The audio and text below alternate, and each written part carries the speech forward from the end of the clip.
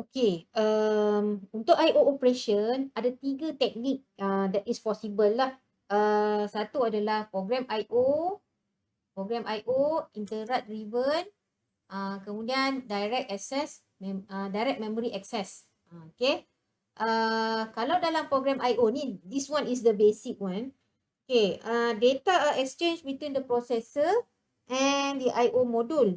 Jadi the processor will execute a program that gives it a direct control of the I/O operation, such as sensing the device status, read or write command, and also transferring the data. So when the processor tu dia issue a command tu, CPU ni has to wait lah for the I/O module tu to complete the operation. So bila dia kalau katakan processor tu lagi cepat daripada I/O, so it will waste the CPU time. Okay, so this is one of the disadvantage lah dekat dalam program I/O ni. Okay, so macam mana program I/O ni berjalan, macam mana dia execute. So when the processor is executing a program, okay, and encountering an instruction relating to I/O, contohlah macam kalau saya nak buat cout. Okay, so itu antara I/O yang kita perlukan. So kita perlu I/O kepada konsol, katakan macam tu. So it will execute, CPU ni akan execute the instruction by issuing a command to the appropriate I/O module. So dia akan request the I/O operation tu by the reading the command to the I/O module. Okay, dia akan request kepada I/O module.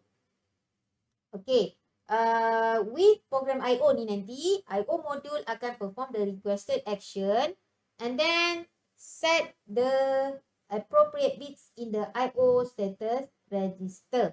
Okay, so in this case, bila I/O dia dah terima request, dia akan read the status dulu. Okay, read status of the I/O module. Macam tu. So, and then I/O module will set the status bit and then CPU akan check the status bit periodically. Okay, so kalau kata ada check status ni, ini done by the CPU. So, I/O ni dia just tukar ataupun kita kata set the status bit tu sahaja. Okay. And then I/O module does not inform the CPU directly. Okay, sama ada dia ready ataupun tak ready. So kalau dia not ready, kita akan flow dia tu akan pergi balik atas ni lah.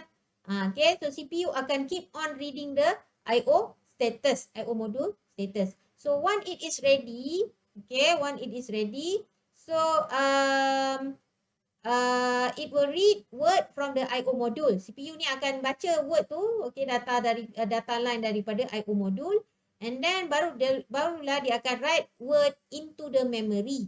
Okay, write word into the memory, and then when it is done, katakan tu kan, kalau no, kita akan repeat lagi ke atas. Maksudnya kalau kita perlukan lagi I/O punya request, so kita akan repeat balik lagi sekali. Kalau dah, kita akan yes, pergi kepada the next instruction. So in this case, kalau kita tengok kat sini, CPU ni akan check the status bit periodically. Masa ni lah. Dia akan check masa ni berkali-kali. Okay, and then disebabkan I/O module ni, dia tak inform CPU. Okay, kalau dia dah ready, dia tak inform. Dia just biarkan saja. So the I/O module does not interrupt the CPU when the device is ready. Okay. And then if it's not ready, the CPU may wait or come back later. Okay. Itu kalau dalam program I/O. Okay. So dekat dalam program I/O command ni, I/O command untuk dia execute I/O related instruction, the processor ataupun CPU will issue address. Okay. And then identify the module. Okay, identify the module and device if more than one per module. So kalau dalam I/O module tu ada lebih daripada satu device, kita kata macam tu, so dia kena identify modul yang mana. Okay, I/O modul 1 ke, I/O modul number dengan juga device dia sekali. Device yang mana, device number. Kita kata macam tu. Okay, and then kemudian dia akan issue the command. Okay, dia akan issue the command. Sama ada jenis command dia adalah control, test ataupun read or write. So, kalau yang jenis command, Okay, kalau I/O modul tu dia terima jenis command, so it will use to activate a peripheral and tell it what to do. Okay, telling the module what to do. For example, spin up the disk. Okay, spin up the disk. Ataupun kalau dalam magnetic tape tu, maybe dia instruct to rewind ataupun move forward. Okay, so these command are tailored to the particular type of the peripheral devices tu lah. So bergantung kepada jenis devices yang ada. Okay, so command dia tu, control dia tu akan jadi berlainan. Sama ada kalau macam CD-ROM ataupun DVD dia spin. Kalau tape dia kita fast forward ataupun backward kita macam tu rewind ke. Okay, another command, type of command adalah test. Okay, kalau macam test, okay, test ni digunakan untuk kita test various status condition associated with an I/O module and its peripheral. So basically kita just nak check status dia, sama ada dia ada power ke tak ataupun error macam tu. Okay, so processor will want to know what that the peripheral of interest.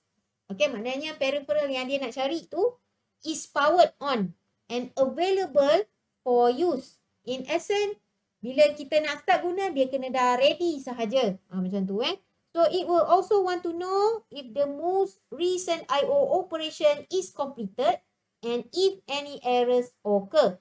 So once katakan dia dah issue the command, dia nak check pula status completed ke tak. Lagi satu kalau ada error ke tak. Paper jam ke, data cannot be transmitted ke, macam tu. Okay, and then lagi satu type adalah read or write. Okay, read or write. Okay, kalau macam read, it will causes the I/O module to obtain an item of data from the peripheral and place it in an internal buffer depicted as a data register. Okay, so kalau dalam I/O module tu, kita ada data register. Okay, yang mana ini adalah kita punya buffer. Kita punya buffer. Okay, so the processor can then obtain the data item by requesting that the I/O module place it on the data bus. So, bila dia dah request, kita masuk kat dalam data bus. Okay, sama juga case macam write. Kalau macam write tu pula, it will cause the I/O module to take an item of data, sama ada byte or word, daripada data bus ni, masuk balik kat dalam buffer. And subsequently transmit that data item to the peripheral. So, kategori yang read and write ni adalah lebih kepada data transfer. Okay. Okay, typically there will be many I/O devices connected through I/O modules to the system. So, under the program I/O, data transfer is very like memory access. So, each device will be given unique identifier. Okay, disebabkan I/O modul kita ada beberapa external devices yang kita attach pada kita punya CPU. Okay, so kita kena ada unique identifier. Kemudian bila processor ni issue an I/O command, so the command must contain identifier ataupun kita kata contain the address of the desired device. So each I/O module must interpret the address line to determine if the command is for itself. Okay, so bila dia baca daripada command line tu nanti, address line, so dia kena interpret sama ada address tu adalah untuk I/O device tu sendiri ataupun tak lah. Okay. So when the processor, main memory and also I/O tu dia share a common bus sebenarnya. Jadi two modes of addressing are possible. Satu adalah kita panggil memory map I/O and then lagi satu kita panggil sebagai isolated I/O. Okay, so with memory map I/O, there is a single address space for memory locations and I/O device. So the processor will treat the status and data registers of I/O modules as memory locations. Okay. And uses the same machine instruction to access both memory and I/O devices. So kalau kita kata memory map I/O ni, dua-dua device and memory ni dia akan share the same address space. Okay. So with memory map I/O, a single read line and single write line are needed on the bus. So dia ada dia perlukan line untuk read dengan write. Okay, so alternatively, the bus may be equipped with memory, read and write. Okay, so dia nampak macam I/O tu akan nampak macam memory, read and write. Plus input and output command line. Okay, input and output command line. So dia plus sekali dengan command line kalau dia kalau kita nak ada read dengan write tu nanti. Okay. So now the command line specifies whether the address refers to a memory location or an I/O devices. Okay, so because the address space for I/O ni is isolated. Okay, so that's why kita panggil dia sebagai isolated I/O nanti. Okay, so isolated I/O ni dia gunakan separate address spaces. Okay, so bila dia isolated, dia perlukan I/O dan juga memory select line. Okay, and then there's a special command for the I/O which is a limited set. So compared to the memory map I/O, dia tak ada special command. So dia punya command tu comes from the large selection of memory access available. Okay. So itu habis tentang program I/O teknik.